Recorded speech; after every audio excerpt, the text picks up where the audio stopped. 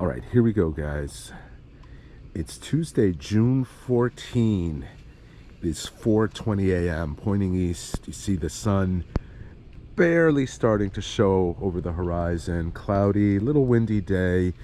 I usually log into work at 6:30, latest 7.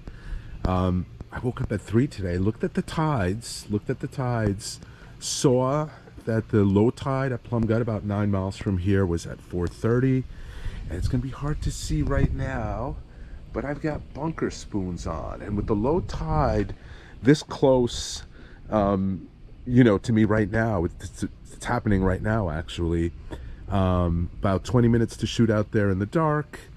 I'll be right at the beginning of the incoming, and I'll be able to give these spoons. Tony Maha spoons, he was generous enough. My buddy Nino put me in touch with him. He sent me a couple of these spoons. We'll see them better when we have some light out. And we're going to give him a shot in the beginning of incoming at Plum Gut for bass. We'll see how we do. Only going to fish an hour. I do have to log into work. So we'll check back in, and hopefully with good news. All right, here we go, guys. And as you heard in that intro, a midweek work day, early morning striper excursion to Plum Gut. See me here heading out, pretty dark still.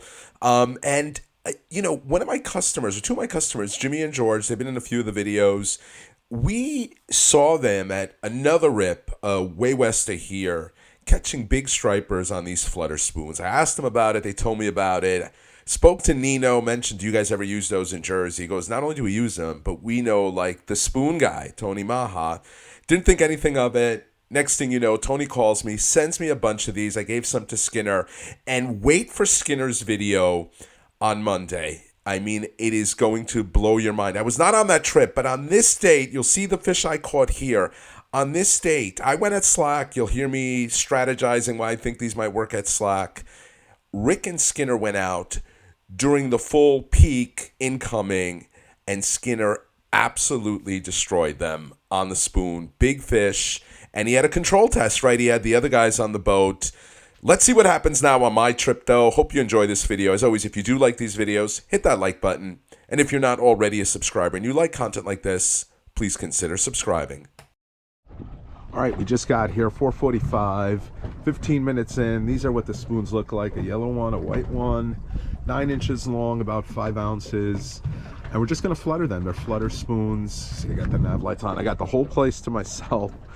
I am very early. Most knowledgeable guys are gonna be coming way later than me, but I have work, and I also wanted to come when the tide is not strong, because when the tide rips here, it rips at 4 miles an hour, and I just have no confidence that I'll be able to hold with these at that speed. So we'll see how we do. It's fish marking on the plotter. That's good.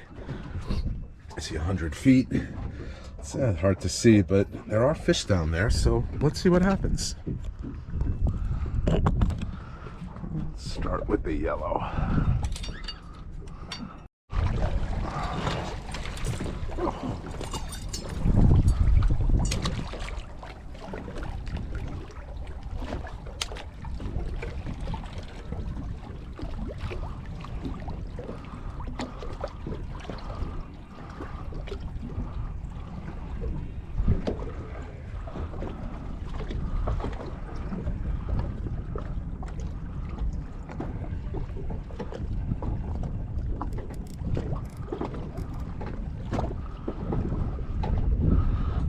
East wind pushing us a little.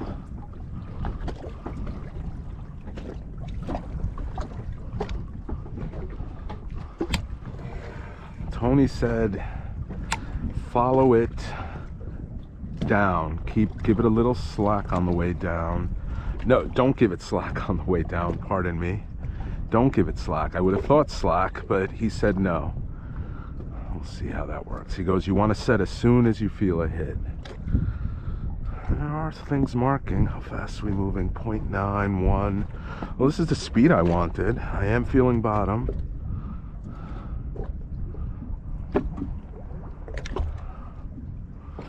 I think it's just the northeast wind pushing us right now.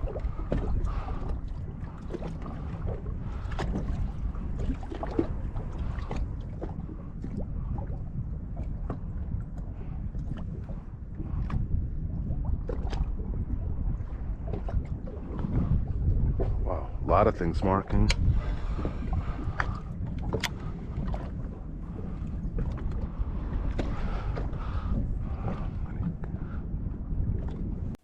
And unfortunately, I had a northeast wind with an incoming current, which is a south to north drift. Northeast wind was really holding me up. You could see my line scoping out here. Yeah, it was slack tide. It shouldn't have been scoping that much. But yeah, nothing happened. 45 minutes without a hit. And I decided to switch it up to the other rod with the white spoon. And on the very first drift, this is what happened. Okay, we are going to try the white spoon. Maybe it's the color. I don't know. This rod is a Crafty One custom. The reel is a Daiwa. I believe it's a Saltiga. It's a Saltiga. It's a nice reel. Let's see. Again, we're going under the boat, but eventually the current will overtake the wind and the line should be pretty vertical. 85 feet. We got about 20 minutes of fishing left. Oh boy, I'd like to just catch one. Just hit bottom. This rod's a little longer. This rod is, I believe, 7.6. Might be better for, it's definitely spongier than the Captain Neil. So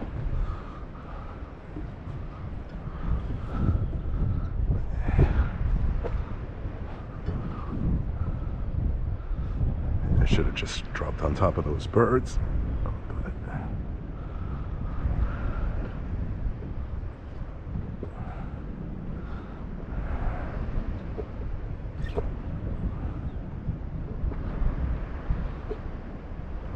£30 Suffix 832 on this one, a 50-pound leader on the spoon.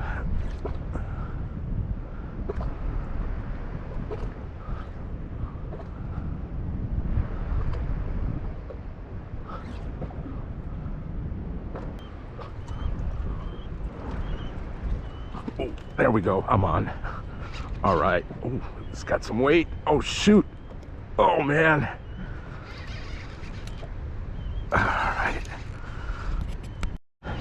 Alright, I just turned the camera off for one quick second because I didn't know if I had it on.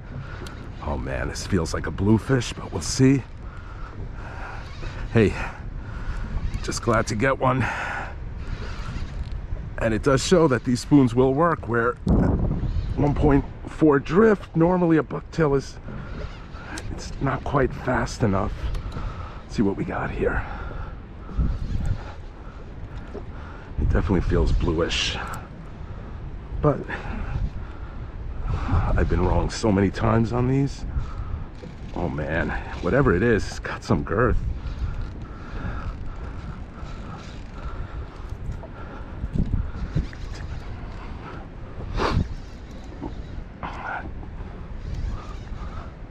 It's a bass it's gonna keep, well, if it's not over. Oh my goodness, huge bass. Huge bass. Wow. There he goes. Big bass. Oh, look at that bass. Wow. It's over slot. Look at this. Jesus. Nice. All right, let's, oh, maybe the color was what I needed to change. All right, I want to be careful with this guy because he's got the treble hook. I should have brought the stupid. All right, that's not smart with the treble. Got the net right here. Let's net this guy and then let him go. All right, he's in the net. Oh, look at that belly. Whoa, dang son. Whew. And there's a huge net, by the way. Oh, just lock them off. Oh man. Oh. All right, right, it was worth it. Worth waking up at 3 a.m. coming out here. Oh man.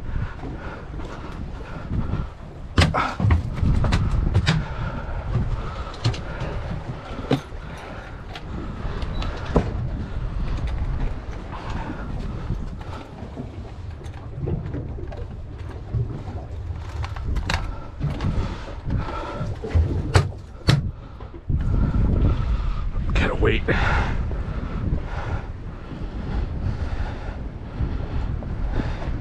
Yeah, 21 pounds.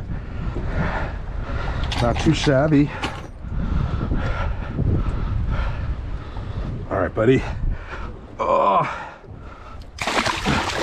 Ah, he didn't need any help. Whew. All right, guys, 6:15, pulling into my harbor here. Yeah, great alternative. I mean, I fished the slack once that, and I had wind against tide. I think I would have done a lot better, but I will take a 21-pound overslot fish. I don't keep stripers anyway. I personally release them, but I understand if you want to keep them. But a great alternative to that slack tide time, right? Where you usually lose a couple of hours in these fast rips. I understand in other areas the fishing is different, and I also understand that, you know, guys have been using these flutter spoons forever, but it was just awesome catching that big one on it. And now when we are striper fishing, which we don't do a lot of, but with the fluke fishing so bad this year, probably wind up doing more of it, this is going to be a great alternative to that dead time where the three-way bucktailing is not effective, where you're only moving 1.5 miles an hour. That style really works when the water's flying, and it clearly wasn't. And I think I would have done better if I didn't have that wind against tide at the beginning, but c'est la vie, I can't complain. Still have time to dock the boat, drive home, log into work. My bosses will not be the wiser because I will be, you know, working at the normal time. Great thing about living out here. And I'm curious to try these on the by the rips in Montauk. The drift there is not as fast as it is here in these eastern North Fork rips, the Race, the Gut. The drifts there are, you know, 1.5 to maybe 2.5. At least that's what I remember. I haven't fished Montauk for bass in a couple of years, but my biggest bass have always come right off the point. So I'm super excited to try that. And again, if the fluking doesn't improve, we may not, that'll be a great alternative, you know, to catching nothing. We'll see. Hopefully the fluking improves and it's a moot point. Hope you enjoyed this video. Again, Tony Maha Spoons. I'll have a link in the description to his website. As always, if you do like these videos, hit that like button. And if you're not already a subscriber and you like content like this, please consider subscribing.